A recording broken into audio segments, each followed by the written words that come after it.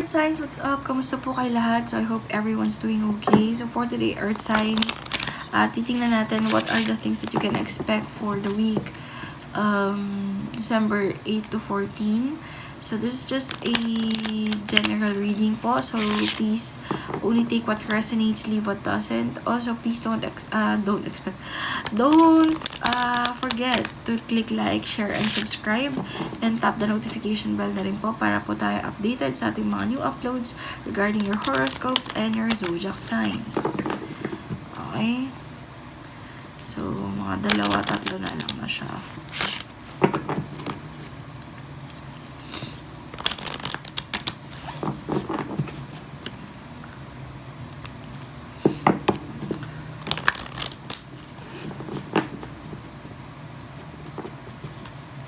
Okay, so let's see. What are the things that Taurus, Virgo, Capricorn can expect for the week? We have your man. Okay, definitely there is a man involved in your situation. We have a crossroads. So, hindi alam kung saan direction pupunta or anong desisyon ang gagawin. Taurus, Virgo, Capricorn for the week, please. Just one more card. Taurus, Virgo, Capricorn. I'll take this. Clouds. Ano ba to? Ship? Okay. So, I'll just take this 3. Okay. So, there is definitely possibly a man. Okay. You could be the man. There could be another man involved related to romantic situation. Okay. Take note of the numbers pala. 28, 22 plus 6. 28, 28. Oh my God. 2 plus 8 equals 10. 1 plus 1 plus 1 equals 2. So this is definitely a love situation, no? But as what I'm seeing in here, why am I hearing na pornadang love life? Or hindi natuloy na love life?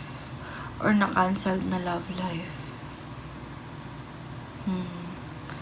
So, sa nakikita ko dito, there could be a significant brunette person, especially a man with a brown or black hair, possibly in his 30s or 40s ang nakikita ko na involved sa isang situation.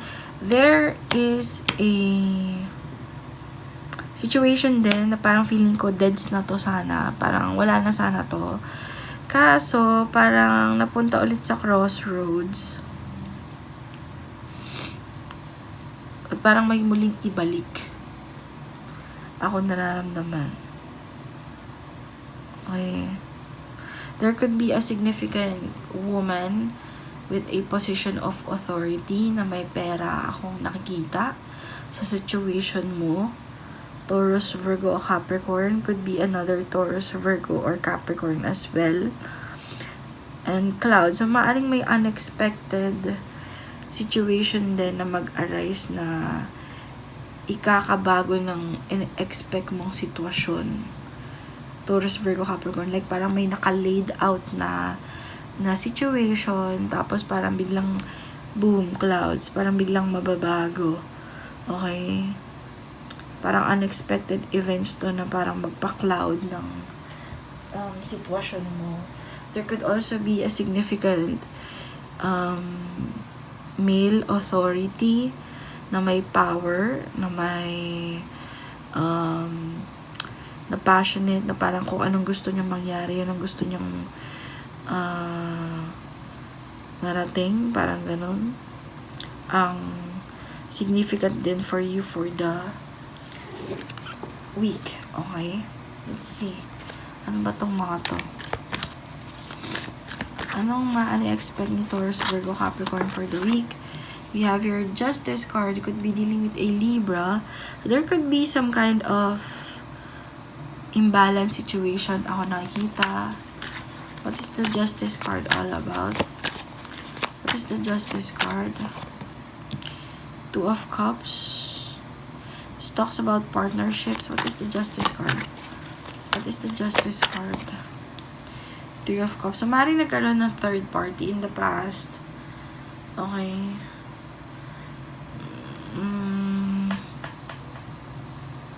Let me see. Maaaring nagkaroon ng imbalance sa isang romantic situation, sa isang partnership, sa isang magka-jowa, magka-commitment, ganyan. Kasi nagkaroon maari ng ibang taong involved and maaring yun yung pinili. I'm seeing na kung sino man yung kakonect mo, Taurus, Virgo, Capricorn, could be someone na you considered a home, or maaring nag-share na kayo ng home. Okay, nagkaroon kayo ng separation. Okay? And maaring medyo lumipas na yung separation na yun. Medyo lumipas na yung sitwasyon na yun. Medyo umusad-usad na kaysa sa painful ending na naramdaman mo nun. No? Ano pang maaring nila expect? You have here 2 of Swords. So, meron dito medyo indecisive. Hindi alam ang gagawin about parang medyo confusing situation. Hangman and the Sun card. So, whatever it is that happened in the past is parang medyo chaotic, magulo. Puro-puro ng conflict or chaos. And parang meron ditong nakikita na siguro yung sitwasyon on a different perspective other than before. Parang nakikita niya na yung anggulo na kung saan siya siguro mas magiging masaya. Parang ganun. Meron dito hindi niya alam kung paano siya mag-move forward at gagawing mas masaya yung isang situation, or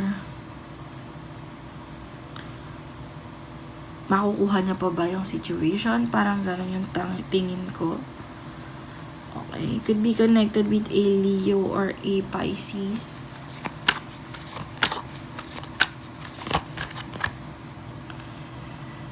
So, 5 of Swords, there is definitely here parang, competition sa ibang tao, no? 5 of Swords talks about, parang pinning down yung kalaban mo. So, maaaring may energy ng ganun sa situation na binababa yung isa nung katunggali niya. Okay, parang either binubuli or parang, alam mo yun, yung parang pinapower trip nila. Okay, could be a Gemini, Libra, Aquarius that you're connected with. Okay, and there's a person here na parang hindi niya alam yung gagawin niya. He is mentally trapped in a situation. Okay, kung paano magpo-proceed towards dun sa happiness maybe na hinahanap niya. Could be you, could be someone else. But I'm seeing here someone was sad, someone is not happy. Okay. Ano pa kailangan nilang malaman? Magician card, Page of Pentacles. So, meron ditong parang gustong mag-offer ng brand new beginning. Could be you, could be someone else na parang gustong mag-offer ng new love. Siguro new beginning in love. Okay, could be a past person na konektado ka nga. Kaso parang feeling ko yung offer na yun lipas na. Or parang Page of Swords. Parang hindi ko alam kung makakarating to sa dapat mong pagbigyan. Kasi parang kung ikaw to, Taurus, Virgo, Capricorn, meron kang isang person na maaaring Gemini, Libra, Aquarius na, I don't know, social media is significant in this reading. So, maaaring may nasa-stalk, may nagko-communicate through social media. But, sa nakikita ko dito is parang baka mag-hold back yung person more. Maaaring may pain pa rin ako nakikita, sama ng loob ako nakikita regarding the situation.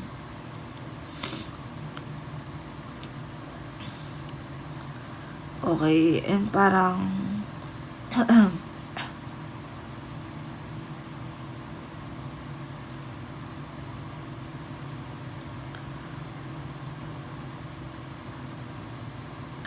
I'm feeling na parang hindi alam kung paano kakausapin. I'm also picking up na kung saan man kayo nandun, maraming chismis about sa inyo. Like, ano man yung sitwasyon nyo, maraming chismis about sa inyo, pinagchichismisan kayo ng ibang tao, about sa nangyayari sa inyo. Something is significant sa social media. Maaaring may kumakalat about sa social media about sa inyo. I don't know. Okay, anything else? 8 of Pentacles and the Page of Cups. Yeah, so some of you, habang iniisip to, some of you are also making your own money, as I can see here. What is the Page of Cups all about and the 8 of Pentacles?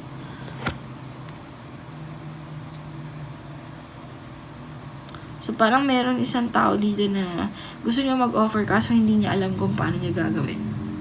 Is basically what I'm picking up. So, medyo nagja-juggle siya back and forth. As well, maybe kung like, ano bang gagawin ko, ganyan-ganyan. Help me enlighten kung paano ko makukuha yung commitment na gusto ko. Parang gano'n. Messages for Taurus, Virgo, Capricorn for the week. 10 of Wands. So, ano pa? Please give me 2 more cards. Thank you.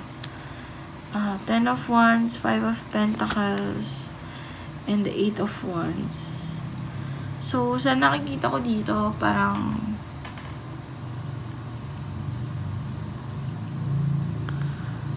yung problem mo about your home life or someone na person na kinoconsider mo as home, na meron kayong parang gap or problem sa relationship, matatapos din daw yan or magkakaroon din yan ng outcome. What is the outcome all about?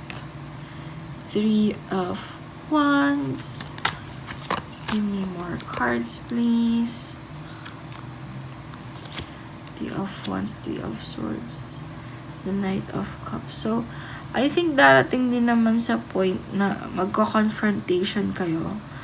And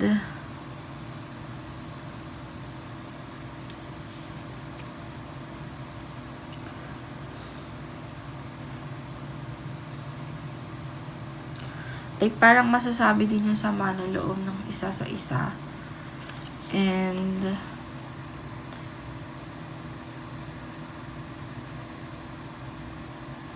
I think meron pa rin dito para magsasorry or may mag-a-apologize.